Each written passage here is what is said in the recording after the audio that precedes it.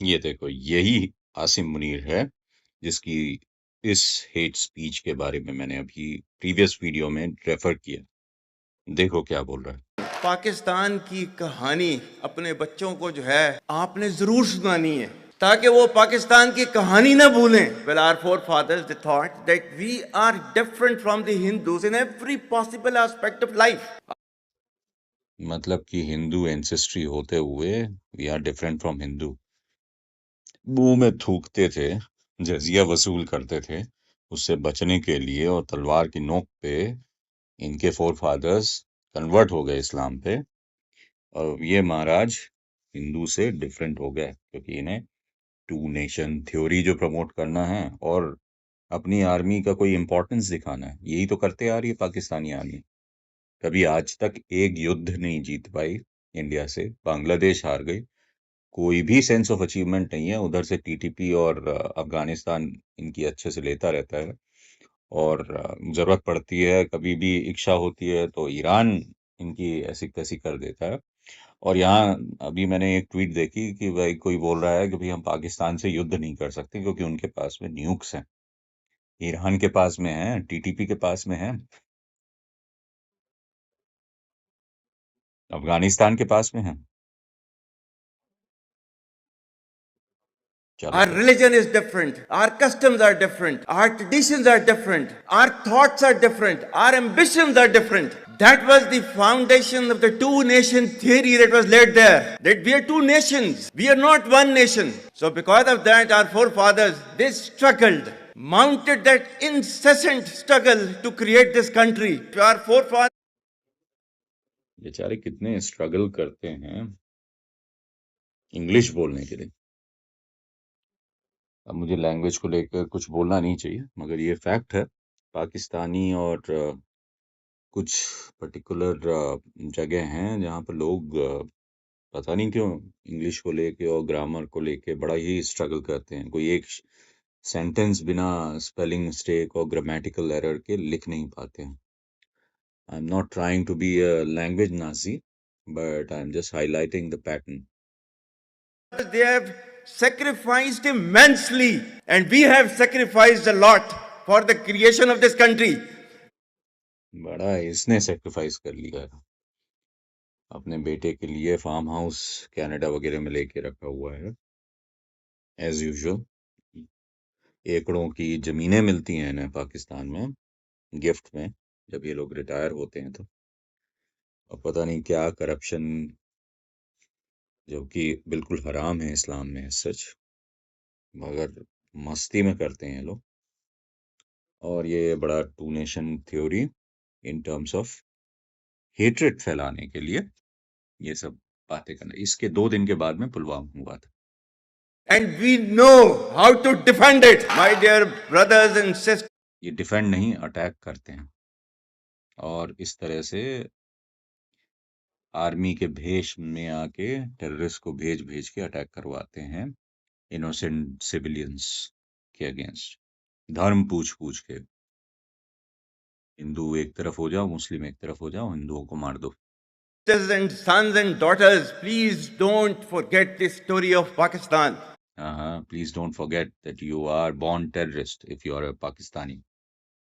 You are born terrorist if you are a Islamist. Islam is a terrorist cult and you need to understand that you are born out of it. आप एक soldier हो, foot soldier हो इस्लाम के, आपको कैसे भी करके convert करवाया गया हो आपके फोर फादर्स को, पर चूंकि आप कन्वर्ट हो चुके हो तो आप अपने ही धरती, अपने ही लोगों के खिलाफ लड़ो। इस तरह से एक अलग कंट्री बना लो और जहां से निकले हो वहीं से आप लड़ो। एक तो होता है कि भाई आप कुछ किसी गलत चीज से प्रताड़ित होके और गलत चीज को अपोज करते हुए आप निकलो, जैसे बुद्धिज्म बना। बुद्धिज्म वैसे इट्स बेसिकली सनातन धर्म ओनली। पीपल से इट इज रिलीजन बिकॉज सनातन धर्म इज नॉट अ रिलीजन। धर्म इज नॉट, धर्म डजंट इक्वल टू रिलीजन। धर्म मीन्स योर वैल्यू सिस्टम, कर्तव्य, क्या करना चाहिए क्या नहीं करना चाहिए, दैट इज धर्म। And don't forget to narrate this story of Pakistan to your next generation. so that their bond with Pakistan, it never weakens.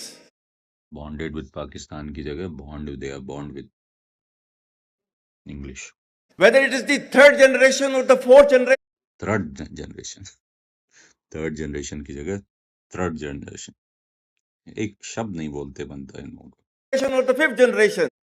Fifth generation, ये है पाकिस्तान का general. If he is speaking English, he should have good command over the language. They know that what Pakistan is for them. आज तक कैसे cheer कर रहे हैं। 90% of the Pakistanis have the similar mindset as this Asim Munir.